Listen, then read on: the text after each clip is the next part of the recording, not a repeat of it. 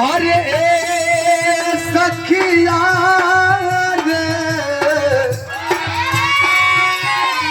मने सखी भी कहता कि कहीं बगल से सुनबो करी हम संत जगह से सखी है। फिर बाद में कहता कि कलश के काहे के तो मने सखी कहता रह कि कलश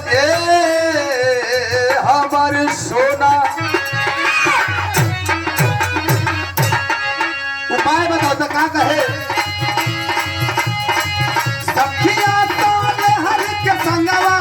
पेढ़ली हो करुआ लहंगवा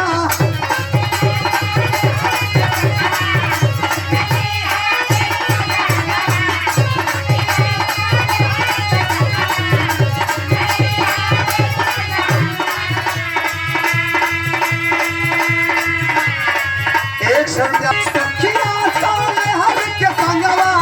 पेढ़ली हो करुआ लहंगवा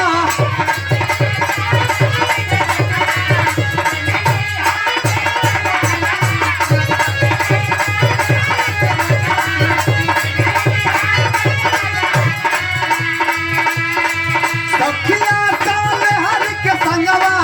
पेढ़ली हो करुआ लहंगवा सावन के शुरू तैयारी करे सोना अपने शिवाला पर सुमारी करे आई हजल धारी करे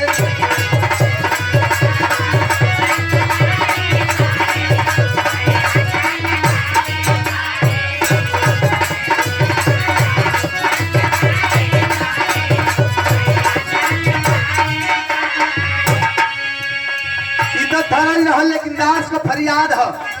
ओ शंकरपुर दुबौली के महाकाली मैया से विंध्याचल के विंध्यवासिनी मैया से और मैहर के शारदा भवानी से ए माई हम जहाँ जाइला मंच पे खड़ा होइला कुछ गावे बजावे खातिर कुछ समझ में ना आवेला हम कहाँ गई